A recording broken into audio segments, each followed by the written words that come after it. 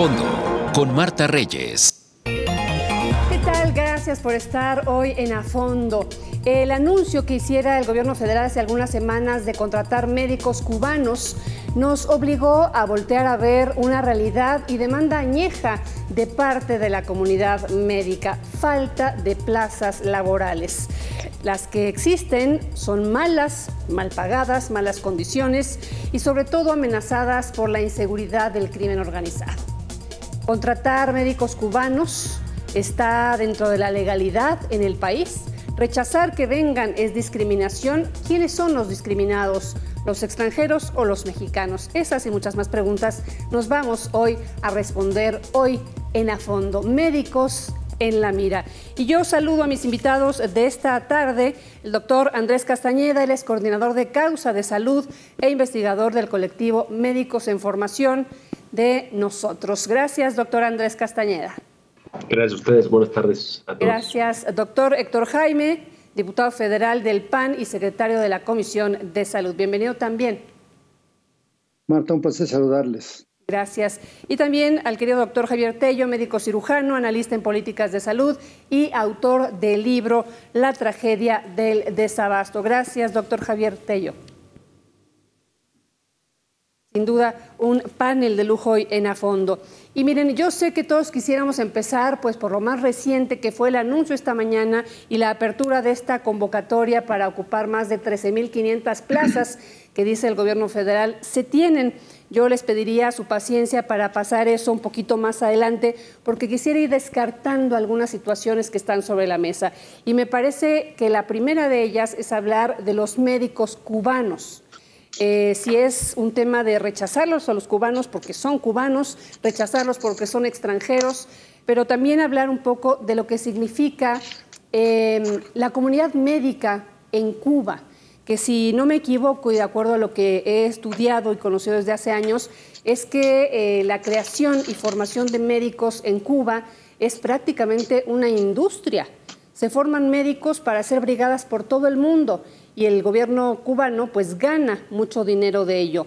Un poquito, si nos pudiera contar de ello, doctor Héctor Jaime. Muchas gracias. Primero comentarte, conozco bien el sistema cubano. De hecho, yo estuve en estancias ahí en lo que se llama el CIMEC, que es el Centro de Investigaciones Médico-Quirúrgicas de Cuba. Conozco bien el sistema.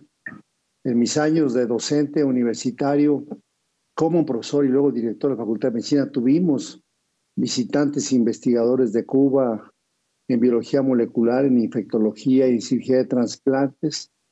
Evidentemente que es una industria. Todavía, de hecho, antes de que el propio presidente enviara residentes mexicanos a prepararse en Cuba, muchos médicos que hoy en México no pasaban el examen nacional tomaban la República de Cuba como un mecanismo de formación de médicos y de especialistas. Entonces iban allá, se formaban y con un convenio que existe a nivel internacional llegaban a México, revalidaban sus estudios ante la Secretaría de Educación Pública, presentaban los exámenes de certificación ante los consejos correspondientes de la especialidad y ejercen en México. Entonces, en este planteamiento, cualquier médico cubano que llegue a México con esas características de ser revalidados sus estudios en la especialidad que él en teoría demostró y que demuestre sus conocimientos ante sus pares académicos, podría ser perfectamente recibido en México, que no es el caso ni de las brigadas traídas en el 2020 con el supuesto tema de que iban a atender el COVID, ni tampoco este caso en el cual se supone que van a ir a zonas rurales médicos especialistas, cuando el propio modelo de salud publicado por el gobierno federal, Marta, no es un esquema de especialistas en las zonas de atención primaria a la salud. Sí, exacto. Y que ahí me gustaría detenerme. Lo tenían planteado un poquito más adelante, pero me gustaría detenerme. Y lo escribía el ministro Cosío, y él especificaba muy claramente esto que acaba de explicar el diputado, en donde decía, de acuerdo a la Ley General de Profesiones, cualquier médico en nuestro país tiene que tener pues tanto la cédula como la validación de que tiene estudios. Y un médico extranjero que quiere venir a ejercer en México, pues tiene que hacer la certificación, la revalidación, etcétera, para poder ejercer. Y me dice usted que ni en 2020 con el COVID ni estos la tendrían. ¿Está violando entonces el gobierno mexicano la legalidad que está establecida claramente en nuestras leyes, entonces? Sin duda, mira, hay médicos que hacen, inclusive médicos mexicanos que hacen su especialidad en Estados Unidos, en la Universidad de Harvard, en el Hospital Mass General Hospital, pero si va a regresar a ejercer en México, tiene que ser revalidado sus estudios profesionales y luego estar certificado por el Consejo de la Especialidad. Entonces, es francamente una ilegalidad. Sin embargo, una cosa vale la pena acotar, Marta. Hace 785 días, el Consejo de Seguridad General decretó que estábamos en estado de emergencia mayor. A partir de entonces, el gobierno federal se ha estado manejando por decretos. La primera vez hasta justificabas, oye, muchos médicos mexicanos se fueron a su casa por tener más de 65 años o más de 60 años, se requerían médicos, pero los que llegaron tardamos mucho tiempo en saber y todavía tenemos dudas si eran o no médicos. Sí. Luego, segundo, si eran especialistas o no y si habían ejercido o no como médicos, Marta. Sí, que a lo mejor la emergencia pues nos permitía exceptuar esa regla, pero ya no se puede volver costumbre. A mí me gustaría hablar de las condiciones en las que, de acuerdo con, por ejemplo, Cuban Prisoner Defenders, que es una ONG que tiene sede en España, habla de las condiciones en las que Cuba envía a sus diferentes misiones médicas a varias partes del mundo, especialmente si están enfocados en atender a poblaciones vulnerables. Incluso, no sé si recordemos, y me gustaría platicar sobre el auditorio, el presidente de Brasil, Bolsonaro, cuando llegó a la presidencia, criticó muchísimo a las misiones médicas de Cuba, e incluso habló de esclavitud, porque se les daba entre el 10 y el 25% de lo que realmente le pagaba cualquier gobierno al gobierno de Cuba. Entonces aquí quiero que entendamos todo esto, que en el auditorio que nos está haciendo favor de vernos, para que entendamos si es esto una oposición per se a que sean cubanos los médicos o que sean sudamericanos o caribeños, etcétera, o qué es lo que está pasando en la comunidad médica. Doctor Javier Tello. Bueno, lo que yo creo que sucede, además, y aunando a lo que decía el doctor Jaime, es que lo que hemos nosotros visto es francamente una política de entregar dinero al gobierno cubano. Punto. Ocasión, porque nos hemos ido mucho sobre los médicos que van a venir de Cuba, pero el paquete de acuerdos venía con tres elementos. Número uno, la contratación de estos médicos cubanos. Número dos, los trámites o lo que vaya a suceder con la vacuna Abdala. Y número tres, otro paquete de estos médicos que se han estado supuestamente yendo desde el año pasado a hacer su residencia a Cuba, pagados con dinero de CONACYT. Que algo muy interesante, cuando alguien va a hacer una residencia en algún lugar, y no me va a dejar mentir aquí mis colegas, el hospital que te recibe es quien te asigna una beca. Lo que tú ganas es el derecho de estudiar para tu especialidad y te dan una beca. Aquí es curioso porque las becas no las paga el gobierno cubano ni los hospitales cubanos. México le está pagando al gobierno cubano el entrenamiento supuesto de estos especialistas y por eso el ejercicio del año pasado fue un fracaso. Nadie quería ir a estudiar cirugía a Cuba, por cierto. Pero estos son tres elementos. Lo que discutimos, además de lo que ya comentó claramente el doctor Jaime, es que hay una política de darle dinero al gobierno de Cuba. No es solamente que fueran estos médicos, porque pudieran haber sido médicos de cualquier lugar, sino específicamente de tres componentes para poderles entregar cash. Sí, que aquí, de alguna forma, sin querer politizar esta situación, que sí tiene evidentemente sus tintes políticos, hay un señalamiento de algunos grupos de que los médicos cubanos en realidad pudieran no ser médicos y a lo mejor, aunque sí lo fueran, justamente van a cumplir otra labor que es la de adoctrinamiento. No sé si, doctor Andrés Castañeda, quieras entrarle a este tema. Mira, yo creo que deberíamos aprovechar como gremio esta oportunidad que abre el gobierno de México para hablar, más allá de que si vienen médicos extranjeros o no, creo que es relevante, pero es secundario a la problemática que estamos viviendo hoy en México.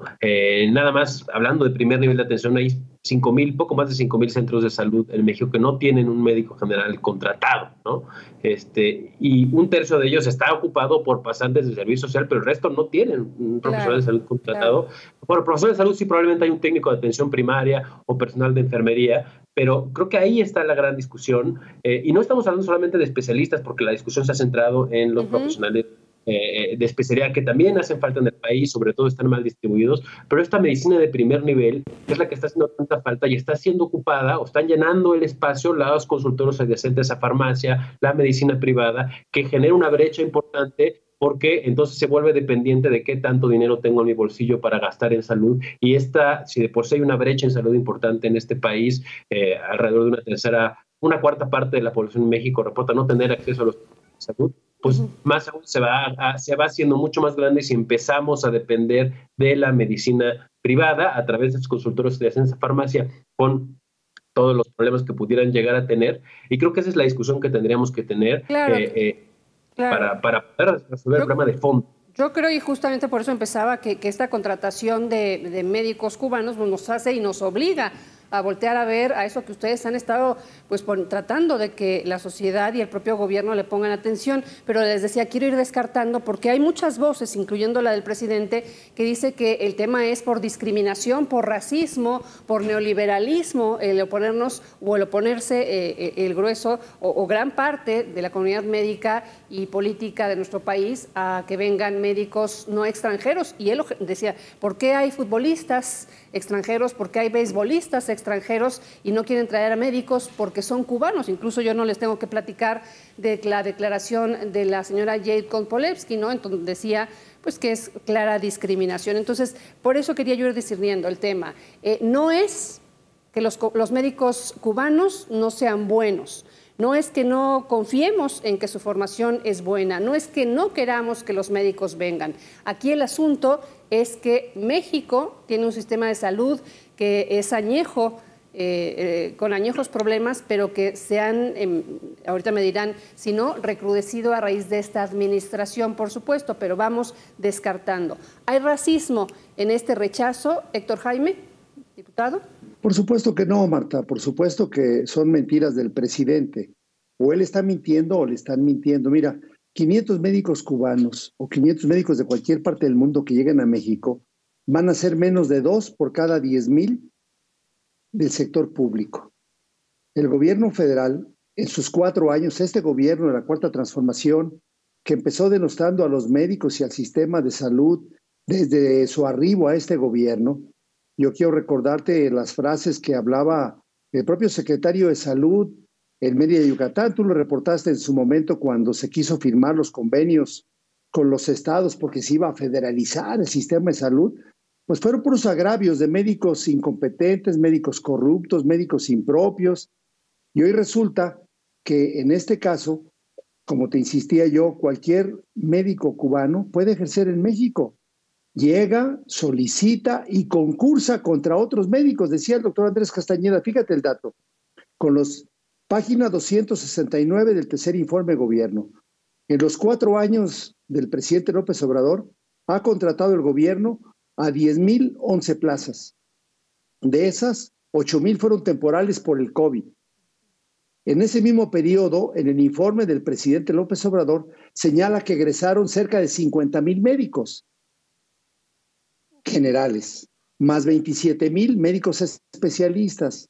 A ver, hagamos la cuenta sencilla. Bueno. Han egresado 73,000 médicos directos y solamente han contratado 3,000. Cuando dice que van a contratar 13,000, no cubren ni siquiera lo que el propio presidente dijo, que todavía tenía por cubrir más de 80,000 plazas de médicos que, como decía perfectamente tanto Javier Tello como Andrés Castañeda, son médicos mal pagados, con prestaciones precarias, con ingresos de honorarios asimilados a salarios.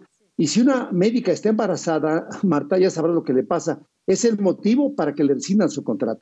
Solamente es una desgracia y es mentira lo que está diciendo el presidente. Los médicos cubanos serán bienvenidas en igualdad de circunstancias, pero la Constitución sí marca que si tú tienes 50,000 médicos mexicanos para atender la atención primaria de la salud en centros de salud rurales, donde no hay una sola plaza, y las que anunció hoy en la mañana, no son ninguna de los centros de salud rurales, los que están en Oaxaca con municipios de 88 habitantes o en los centros de salud que se llaman tipo C. Ahora le llaman muy elegante la UMAPS, Unidad Médica de Atención Primaria a la Salud. Habrá que Pero en asomarse, esencia ¿no? es que no hay plazas, Marta. Habrá que asomarse. Otra de las declaraciones que quiero ir descartando aquí, o más allá de descartar, bueno, descartar aquí en lo que yo tengo apuntado, pero saber qué es lo que piensa la comunidad médica.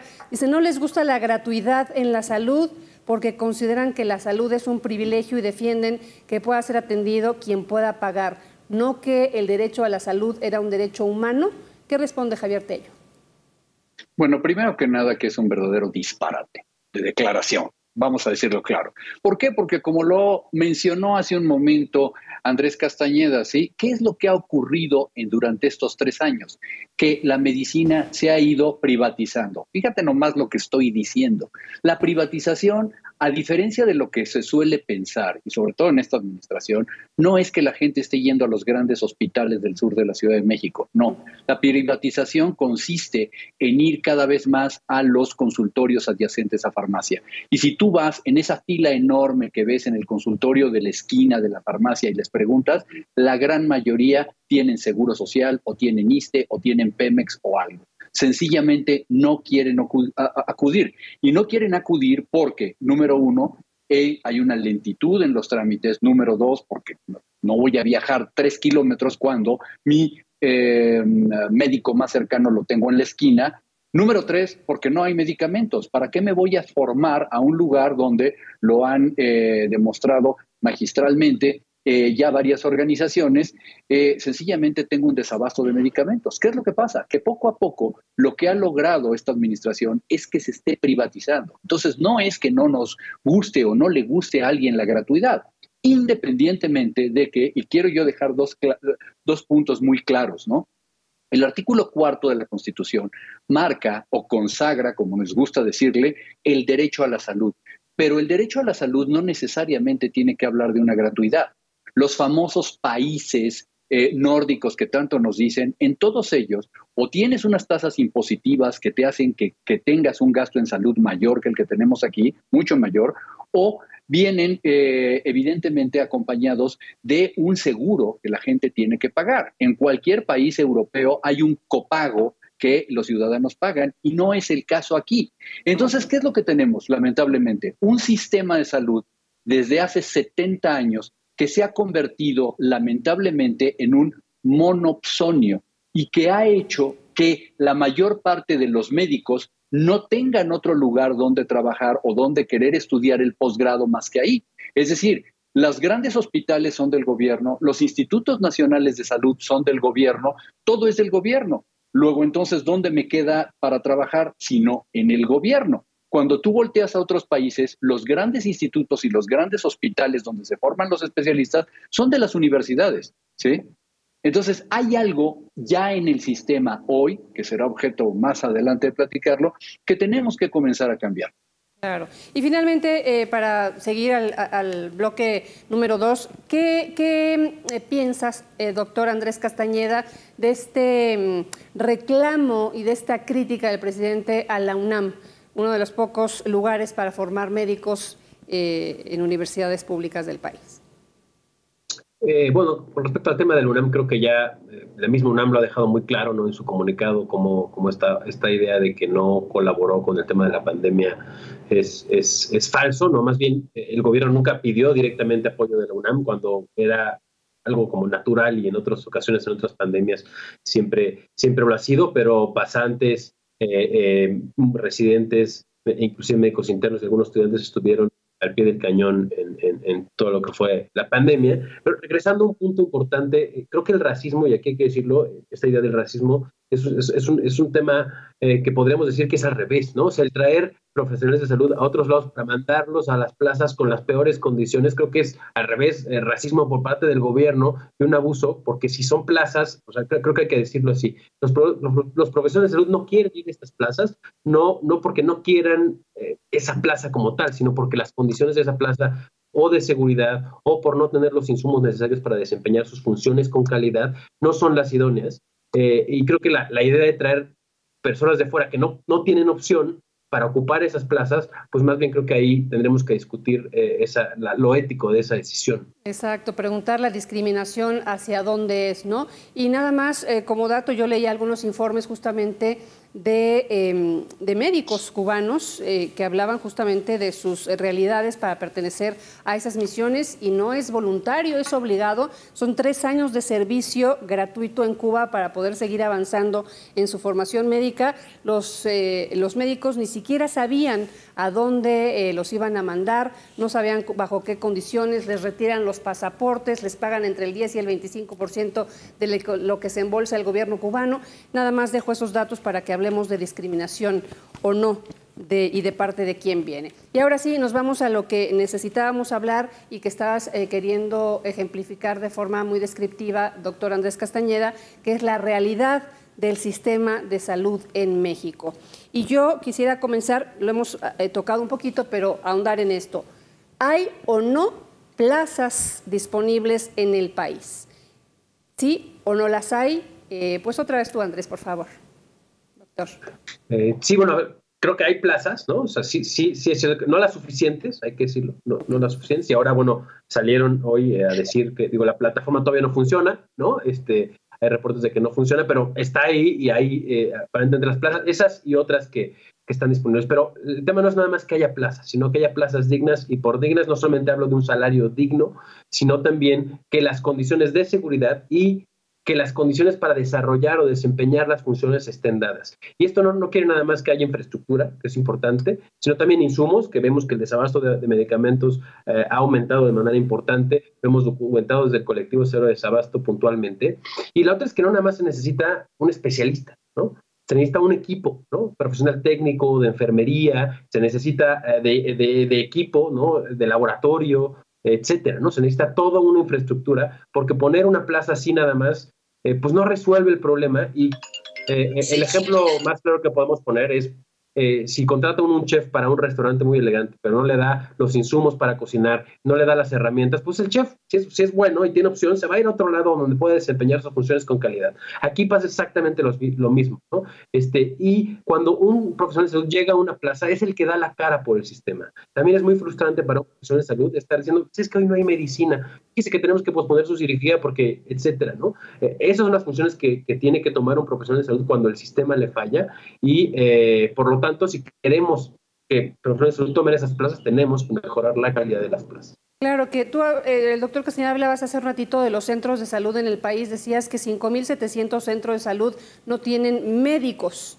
Y yo quisiera, ustedes que son especialistas en la materia, nos explicaran al grueso de los que desconocemos todo el sistema de salud, ¿qué es un centro de salud? Yo lo que tengo idea, me sacarán de mi duda, es que es la atención inmediata a cualquier padecimiento de primera, o sea, casi el médico familiar. Yo me imagino que es el consultorio más chiquitito, ¿no?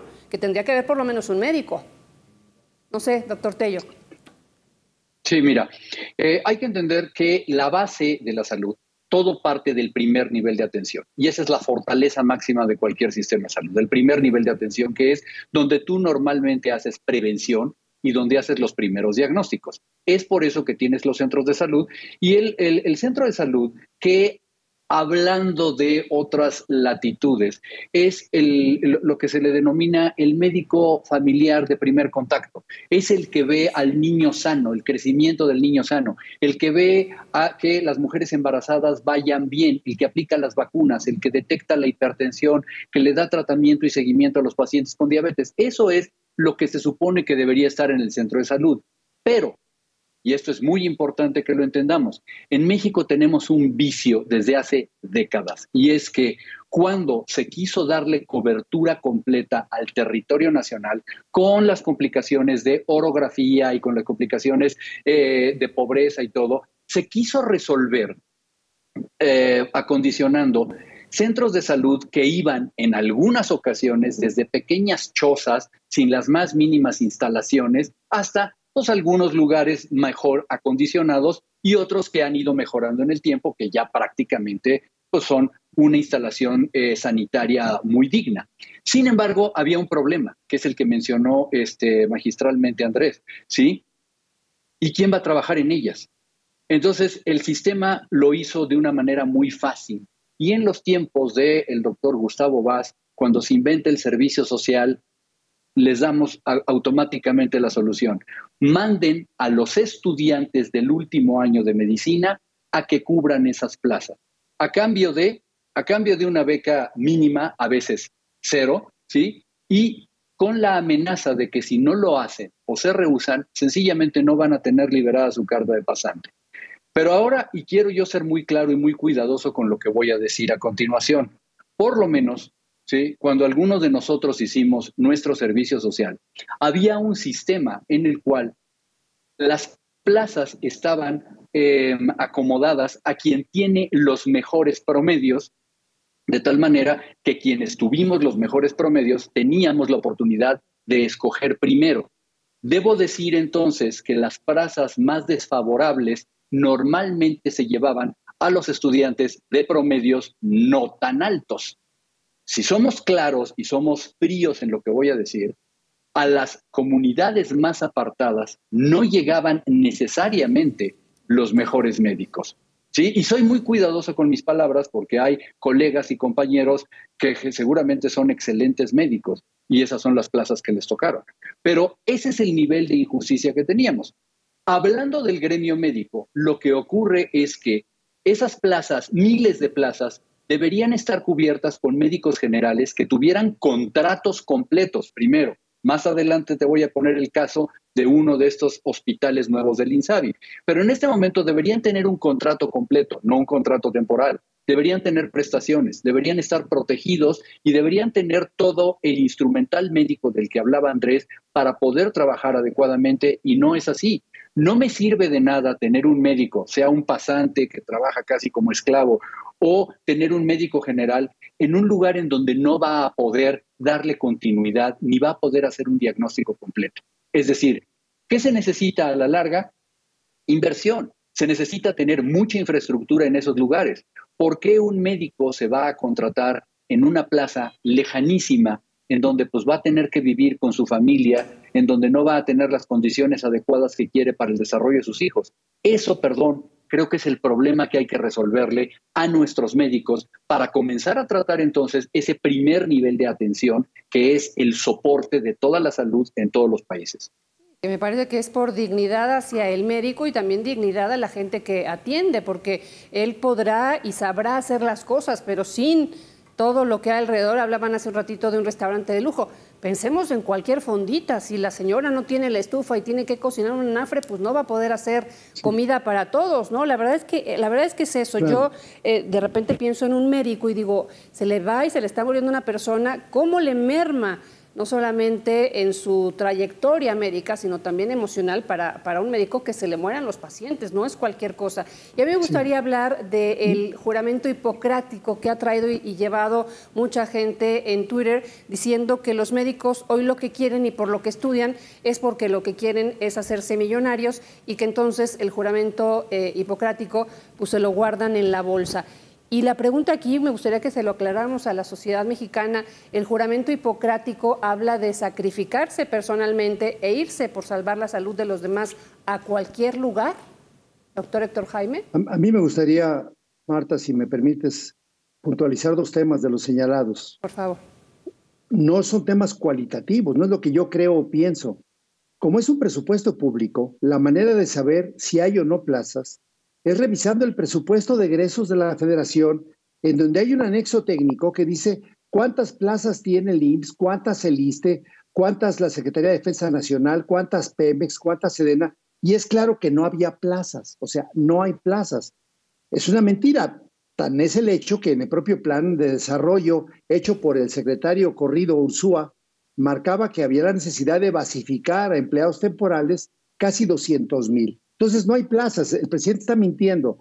Es el propio presupuesto de egresos de la Federación que someten a la Cámara de Diputados, donde te puedo decir que en el anexo de plazas es claro que estas 13,000 las están sacando de la manga. El segundo punto a señalarte es que el modelo de atención marca que haya un médico, una enfermera y un promotor por cada 3,000 mexicanos. Entonces es diferente pensar cómo organiza su sistema de salud, por ejemplo en Oaxaca, te insistía, donde hay 570 municipios, uno de ellos con apenas 88 habitantes, en donde el tiempo de desplazamiento de esa persona a recibir la atención por isócronas, por tiempo, y luego por el medio de transporte habitual, hace complejo el sistema. Y como decía Javier Tello, en 1998 se utilizó un tema de certificación de cobertura completa. Pero en Oaxaca, hace 15 días, por ejemplo, donde había 128 unidades móviles, porque ahí no pueden ser unidades fijas para dar la atención, se desplazaban a lo largo de estas comunidades, donde en una comunidad tenías una casa de salud con algunos antidiarreicos, antigripales, el ácido fólico por si había alguna embarazada, el veneno contra el alacrán o el veneno contra una mordida de víbora. Bueno, esas 128 unidades manejadas por médicos pasantes fueron canceladas porque no son plazas. O sea, están mintiendo. Cuando uno habla de una plaza, uno habla de una plaza formal, como decía Javier, que tenga cobertura presupuestal, que tenga todas las características de la seguridad social, no un contrato de honorarios. Tengo que hacer una pausa, pero me gustaría justamente detenernos en este tema de las plazas, porque no quiero que confundamos el tema de cuántas está abriendo el gobierno federal, de dónde las saca, el tema de los consultorios vacíos, de los que hablaba Andrés Castañeda, doctor, hace un ratito. Si les parece, hacemos la pausa y regresamos para aclarar todo esto, para no crear confusión en la ciudadanía. Correcto. Volvemos. Gracias.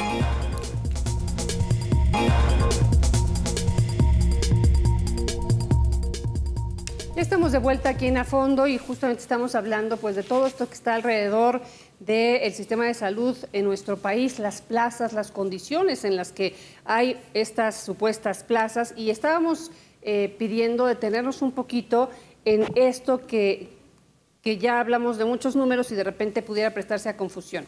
Decíamos, ¿hay plazas o no hay plazas? Y hablábamos de que más allá de que hubiera, que nos decía el diputado Héctor Jaime, que no las hay y que el gobierno federal se está sacando de la manga estas más de 13,000 que abrió el día de hoy,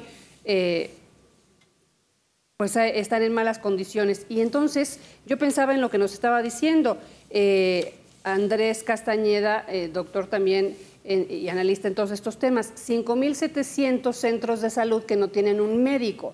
Y uno diría, ¿y por qué no mandan a esos médicos o ofrecen esas plazas? ¿Son plazas? A lo mejor esa es la primera pregunta. ¿Estos centros de salud ofrecen plazas o tendrían que ofrecerlas, Andrés Castañeda? A ver, tendrían que ofrecerlas, pero no las ofrecen, y la principal razón es el presupuesto. O sea, nada más llenar los centros de salud de la Secretaría de Salud, estamos hablando de un cálculo así muy somero de 800 millones de pesos al año. Entonces, sin más presupuesto no se pueden contratar más doctores y doctoras. Así de fácil. Entonces, yo creo que ahí está. Creo que Héctor quiere decir algo. Sí, por favor. Sí, creo que el doctor Jaime tiene algo. Yo fui secretario de Salud. Cuando tú tienes, en Guanajuato hay más de 600 unidades de la Secretaría de Salud Estatal. Más de 460 son rurales. Hoy, un factor que no se ha mencionado aquí es que el 70% de los egresados hoy son mujeres. Entonces, tú vas a una comunidad, te asignan como pasante a una unidad rural en la zona indígena. Cuando tú llegas ahí, vas con tu papá y con tu mamá y si sabes que aquí está muy inseguro, está peligroso, no son las condiciones adecuadas, no está el equipamiento, estás ahí 10 días y te regresas. Bueno, esa plaza se queda sin atención porque era una plaza de pasante que llegando el lunes a las 9 de la mañana y yéndose el sábado a la 1 de la tarde, le pagan 1,200 pesos a la quincena, Marta. Esa es la remuneración de un médico pasante. Obviamente, cuando deja de estar, tú quieres cubrir eso con un contrato de honorarios y dime qué médico va a ir a atender ese lugar rural que está quizás a 7 horas de distancia de la cabecera municipal por esa cantidad, aunque te la sumen a 10,000 pesos. Entonces, el tema es que se quedan sin cubrir y la atención médica se deja de dar. Ese es un tema de fondo que mencionaba Andrés, es decir, más que el tema médico, es cómo hacemos que realmente el derecho de acceso a la salud sea un acceso efectivo. Y por último, Marta, el juramento hipocrático no está en la ley mexicana. O sea, todos los que escriben de eso, pues nomás hablan de ignorancia, porque la ley marca que debe ser un profesional capacitado y que tiene responsabilidad médico-legal. Ningún médico para ejercer la profesión, para que te den su cédula y para que te certifiques, te dicen, haga usted el juramento hipocrático. Eso no existe en México, en la ley. Claro. Aquí también leía yo un reporte del INEGI y mencionan que al cierre del 2021, si uno analiza el tema de los médicos por cada 1,000 habitantes, pues tenemos un déficit de acuerdo a lo que recomienda la OCDE. La Ciudad de México, que es la ciudad que más médicos tiene por cada 1,000 habitantes, tiene 4.7 médicos por cada 1,000 habitantes. Y eso que estamos en primer lugar. Y la entidad que menos médicos por cada 1,000 habitantes tiene es Chiapas, con 1.2. El promedio nacional 2.8, que es bastante más bajo que ese 3.2 que señala la OCDE. Y entonces entender que todo esto sucede porque no hay presupuesto para pagarles, porque de acuerdo a lo que nos decía el diputado doctor Jaime, pues salen muchísimos médicos cada año de las diferentes escuelas de medicina. Y yo no sé si estoy equivocada, pero por lo menos alrededor de la juventud que yo conozco, en este momento, y me parece que desde hace unos 3, 4 años, cada vez más jóvenes ingresan a la profesión o a querer estudiar o a estudiar medicina. Un grave problema, entonces, el que está, si no explotándonos, a punto de explotar, doctor Javier Tello, por si no faltara. Pues básicamente ya nos explotó. Y déjame ponerte un ejemplo. Yo tengo 57 años de edad. Y ya desde entonces, y el doctor Jaime le va a dar risa, hablábamos de el médico que se va a quedar de taxista, así se decía, ¿sí? Son médicos que se quedan de taxistas. Bueno, la triste realidad es que sí se quedan de taxistas algunos, u otros se dedican a otra cosa que no es la profesión médica. ¿Por qué? Por esto que te decía antes, lamentablemente, la estructura del sistema de salud como lo tenemos, además del problema presupuestal, obliga a que los médicos solamente puedan trabajar en el gobierno. Esos que solamente están contratados en el gobierno son el famoso 2.8 de cada 1,000 habitantes. ¿Por qué? Porque dicen, no, es que hacen falta más médicos, traigamos a cubanos o fabriquemos más. No, ese número que tiene la OCDE son de médicos que están formalmente contratados como médicos. Es decir, tenemos médicos que están subempleados, médicos que están orillados a trabajar en los consultorios adyacentes a farmacias por una tarifa realmente irrisoria. Lo que necesitamos es cambiar el sistema. Si tú tuvieras, como en Europa, médicos privados que ejercen en su consultorio y que reciben a pacientes pagados por el sistema de salud y le cobran al sistema de salud, mi tía siempre sale a colación aquí, pero mi tía tendría a un médico en la esquina de su casa, al que ella conoce, al que ella le gusta, y solamente le daría su tarjeta del Seguro Social y se regresaría a su casa. Y por cierto, iría a la farmacia de la esquina por sus medicamentos donde no habría desabasto. Eso es seguramente lo que solucionaría, y entonces en vez de tener 2.8, podríamos tener 4 médicos por cada 1,000 habitantes. ¿Qué es lo que pasa? Que lamentablemente el problema es de pesos y centavos. Cuando sobre el mismo reporte de la OCDE tú ves el gasto gubernamental asignado a la salud, México gasta $600 por habitante. Es el gasto gubernamental más bajo en salud que hay. Mientras que los famosos países nórdicos y europeos están gastando, Alemania, $5,800 por habitante.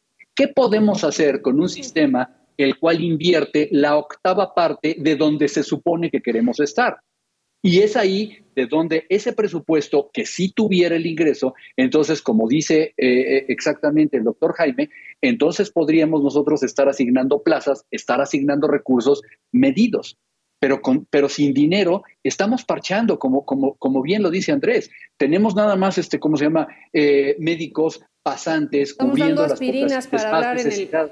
en el término de ustedes, nuestros médicos, ¿no? Le estamos dando ahora sí que aspirinitas al sistema de salud. ¿No? Claro. Claro, y además si Javier y Andrés nos pueden ayudar a contestar esta pregunta, además en un modelo de atención que lo que trata es una vez que estás enfermo, no está orientado a mantenerte sano, que tú has mencionado esta hipótesis muchas veces, Javier. Sí. Es correcto. Perdón, acaban de publicar, que lo publicaron en enero, pero acaban de publicar, es poner nada más un ejemplo, ¿no? El nuevo y excelente modelo de atención integral al paciente hipertenso de manos del Seguro Social. Bueno, gracias, me parece muy bien, que ya lo vi, creo que técnicamente es correcto, pero primero que nada, es un modelo que la American Heart Association propuso desde hace 30 años, para empezar. O sea, entonces ya los alcanzamos, número 1. Número 2, qué bueno que me hayan actualizado los medicamentos. Andrés nos dirá si están disponibles los medicamentos que dice que debe de haber en la guía. Pero ¿qué crees?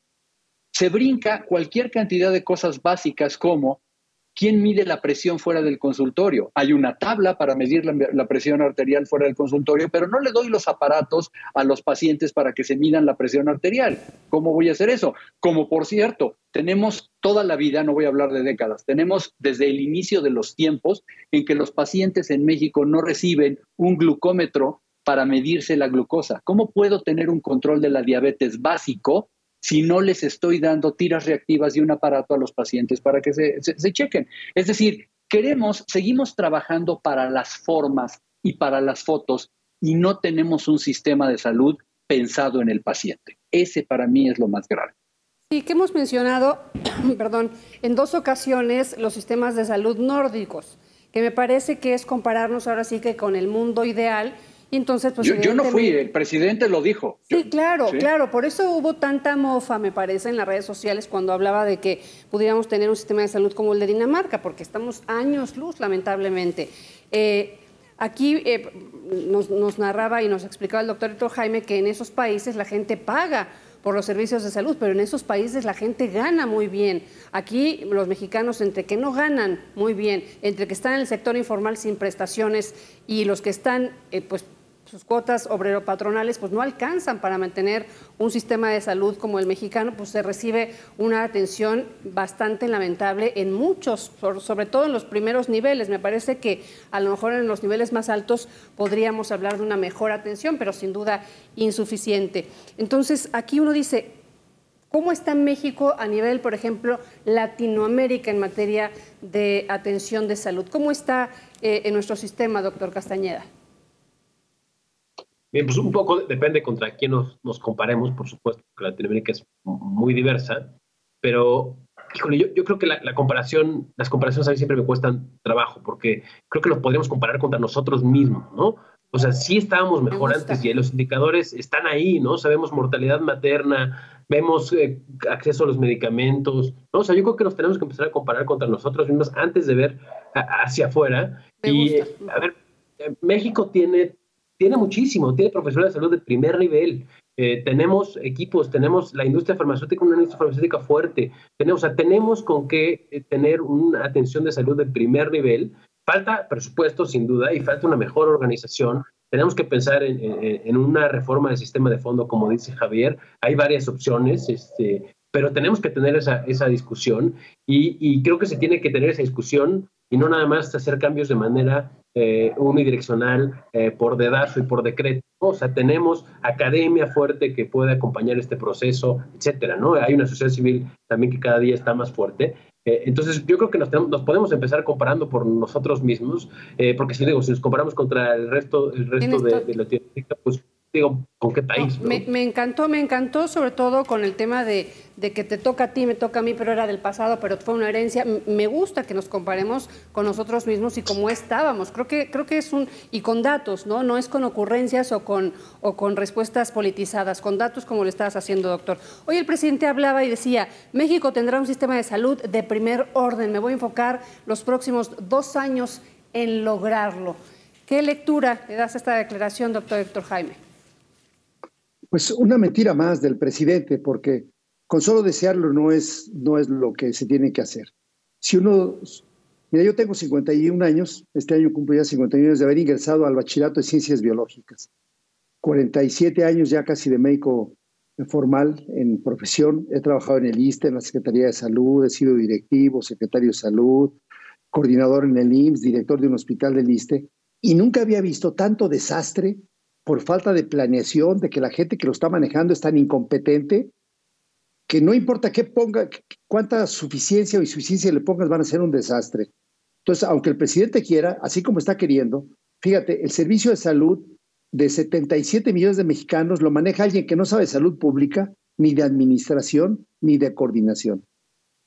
En menos de 3 años no tiene presupuesto, no tiene un plan de acción, no tiene un modelo de atención, y la única que en teoría sabía que era una subsecretaria de integración del sector salud, pues fue despedida por pleitos con Hugo López-Gatell.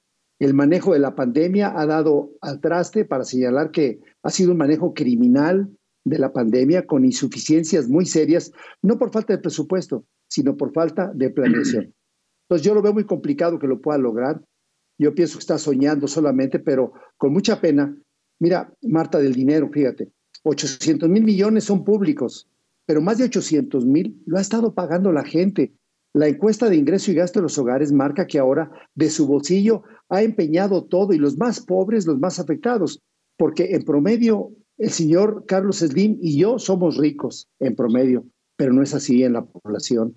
Mucha población, más de 35 millones sin acceso efectivo a la salud, pero sí tiene que ir a atender a su gente, y con gastos catastróficos ha sido un grave daño absoluto a la salud. No lo va a lograr el presidente aunque lo diga. Está mintiendo de manera franca y ahora sí ya de manera absoluta.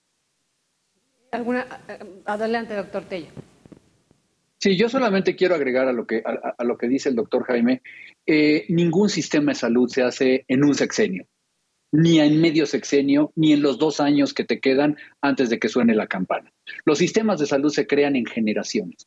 El sistema de salud de Gran Bretaña, que cumple en algo antes que en cualquier cosa, en estar pensado en el paciente, para ellos el paciente es el centro de su sistema de salud, tardó décadas en hacerse y fue objeto de dimes y diretes y de problemas políticos, etcétera. Esto no se hace en 2 años.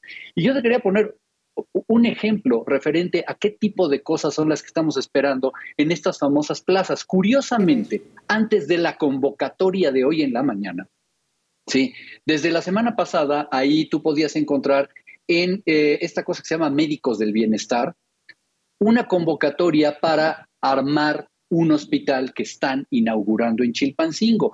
Y piden cualquier cosa, desde técnicos en rayos X, auxiliares de enfermería, etcétera. Me llamó la atención porque se necesitaban 22 neonatólogos. Esto es muy interesante.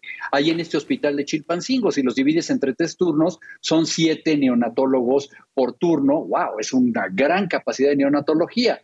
Todo está muy bien, pinta como para tener el señor hospital en Chilpancingo. Nadie puede quejarse. De no ser porque lo que te ofrecen son estos famosos contratos eventuales a 4 meses. Es decir, ¿cómo? Voy a irme a vivir a Chilpancingo, alguien que tiene una subespecialidad como la neonatología, que son pediatras que hicieron otros 3 años de estudio después de pediatría, a vivir a Chilpancingo por un contrato de 4 meses, a cambio de un salario de 41,000 pesos brutos, es decir, después de todas las erogaciones me llevo a la casa, a la bolsa mensualmente 28,000 pesos. ¿Y dónde voy a completar lo que en una gran ciudad completas en la medicina privada, en la infraestructura normal que tiene Chilpancingo? ¿Sí? Entonces, ese es el tipo de cosas de las que estamos hablando. Quieren, en pocas palabras, salir con todo en la foto. ¿De qué se trata ahora IMSS Bienestar, por ejemplo? Pues de cambiarle la pintura a los hospitales. Entonces, un hospital civil en Tepic, que tenía años trabajando con el gobierno y con la Secretaría de Salud de Nayarit, hoy tiene otros colores y ya lo anotamos y lo palomeamos como que es un hospital nuevo. No, no es un hospital nuevo. Es un hospital con una nueva capa de pintura y nuevas sábanas con una aguilita. Eso es todo lo que hay, ¿sí? ¿Tienen el abasto suficiente? No, no lo tienen, ¿sí? ¿Tienen las condiciones los médicos? No, y se están peleando. Y a mí, perdón, a mí no me gusta, bueno, ya Andrés y Héctor lo podrán decir, a mí no me gusta nunca meter el tema gremial en esto. Creo que hemos sido mal enseñados los médicos a hablar sobre problemas gremiales, pero hay que decirlo. Al final, mis colegas, como todo el mundo, necesitan una seguridad laboral. Claro. ¿Sí? Claro. ¿Qué seguridad laboral tienen bajo el régimen que sea con un contrato temporal a 4 meses? Eso en esta convocatoria de los hospitales del bienestar y en estas que se dieron el día de hoy, no sé si ya se pudieron... No lo sabemos. El tiempo de meter... No dice nada, ¿verdad? Porque yo estuve medio tratando de checar y se ofrecen las plazas y lo que dice el gobierno es que se necesitan internistas, se necesitan ginecólogos, etcétera, pero no se habla de qué se ofrece. De hecho, no saben nada, ni siquiera dónde se irían. Eso es bajo concurso. O sea, ¿hay claridad respecto a esto que hoy se abrió, doctor Castañeda? No, de hecho la página no funciona, ¿no? Solo se intenta registrar, la cuenta no, o sea, te marca un error desde que salió hoy a las 12, entonces bueno, esperemos, digo, hay que esperar a abrirlo. A ver, creo que es una buena noticia, insisto, el abrir la discusión. En discurso, este gobierno tiene un muy bonito discurso, salud para todos y para todas, que digo, no es nuevo, pero pero un poco lo dice con mucha enjundia y eso lo celebramos, pero ahora queremos pasar a los hechos y creo que la única manera, insisto, de resolver este problema, porque es un problema complejo y la salud nos involucra a todos y a todas, y se tiene que abrir el diálogo, se tiene que permitir que participe la sociedad civil, la academia, la oposición, etcétera, ¿no? O sea, creo que tenemos la ventaja de que todos tenemos el mismo objetivo, que es la salud, el derecho a la salud, pero se tiene que ver el diálogo y este gobierno tiene que escuchar y reconocer cuando las cosas que hacen no funcionan, ¿no? Sí, que aquí sucede como en muchas cosas en este país y en otros países del mundo. Están dos derechos, ¿no? El derecho de cualquier ciudadano a la salud, pero pues también obviamente el derecho de una persona que estudió medicina, que es una carrera muy larga, no solamente en la formación general, sino las subespecialidades, las especialidades, etcétera. Son muchos años de estudio para querer y decirle a la cara que no sea neoliberal y que se vaya al pueblito a atender con agua y jabón a los pacientes. No, me parece que es muy complicado, pero aquí, por ejemplo, sí, en pláticas, ahora sí que coloquiales, sí se habla de qué caro es la salud en México. Y ya sea para una persona que va a un centro de salud, otra que tiene seguridad social, o la que tiene la posibilidad de pagar un hospital privado, o que tiene la posibilidad de pagar un seguro de gastos médicos mayores, mucho dinero se va en poder pagarla. Esto, ¿cómo lo explicamos a la población? ¿Es cuestión de responsabilidad de los médicos y el encarecimiento de lo que quieren ganar? ¿Por qué es tan cara la salud? Mira, Marta, primero, yo creo que no es tan cara la salud en México. La verdad es que es de las más económicas en el mundo. Más bien, yo quisiera hacer dos referencias a lo que mencionaba Javier Tello. Fíjate, cuando tú tienes derecho a visa, seguro social, a Marta Reyes paga una parte de su salario para tener IMSS. Tu patrón paga otra parte del salario para tener IMSS y el gobierno paga con impuestos otra parte para que tengas IMSS. Es una cuota tripartita. ¿Cómo te explicas tú que de 53 millones de mexicanos que pagan su servicio al IMSS, 20 millones de ellos no hagan uso y que decidan pagar? O sea, pues obviamente el servicio que están recibiendo no es el apropiado porque no hay medicamentos. Javier hace un momento hacía un ejemplo de los neonatólogos. Te voy a poner la complejidad de eso. Cuando hay un hospital público, se ocupa un neonatólogo en la mañana, uno por la tarde, uno una noche, lunes, miércoles y viernes, otro martes, jueves y sábados, otro fines de semana, otro cubre vacaciones y otro cubre incidencias. Esos 28 se convierten en 7 turnos para fines prácticos. Pero la pregunta sería, oye, en Chilpancingo, ¿nacerán tantos niños que ocupen? ¿Cuántos neonatólogos se necesitan para atender a cuántos niños? La planeación es muy compleja. Sin esa planeación no puedes saber cuántas incubadoras vas a tener, cuánto oxígeno hay que comprar, cuántos catéteres, cuántas ondas. Ahorita en Guanajuato hay 130,000 vacunas para niños desde hace 15 días. ¿Sabes qué no hay, Marta? Jeringas. Se les olvidó que para poner vacunas contra la COVID deben venir jeringas y torundas. Y esto no es la primera vez que ocurre. Entonces, el efecto de que sea cara la medicina es porque no ha habido la privatización señalada por Javier. El Sistema Nacional de Salud, Marta, y con esto culminaría mi participación directa ahorita, son 3 temas. Hasta ahorita nomás has hablado tú del sector público, pero está el sector privado, que en la lámina que tú pasaste decía que había 13,000 pasantes, 13,000 internos, y nomás ponen sector público y las universidades del bienestar. Hay muchos médicos haciendo su servicio social en las universidades, en hospitales privados, y fueron ignorados. Tenemos un sistema público del máximo nivel en México, que la gente va y paga ahí sus servicios. Y por último, un sistema de asistencia social. Y esto se puede hacer por convenios. Entonces, México puede cambiar y hay que planearlo de manera diferente para que participemos todos. Y no existe un plan nacional de salud. Último comentario, doctor Andrés Castañeda. Un minuto, por favor. Igual, ¿no? Recalcar que la salud es un derecho, estamos en deuda, sobre todo cuando un sistema tan importante como el de salud falla. Quien más se ve afectado son las personas que menos tienen, y lo estamos viendo porque no pueden solventarlo por medio de sus recursos. Entonces debe ser una prioridad nacional, y debe ser una prioridad nacional con no solamente con palabras, sino con hechos, abiertos al diálogo y sobre todo con presupuesto, porque sin presupuesto no hay manera de mejorar un sistema de salud tan grande y tan complejo como el mexicano. Así es. Doctor Tello, 30 segundos, por favor. Yo creo que para mí lo importante es esto que he estado yo diciendo ya desde hace un tiempo.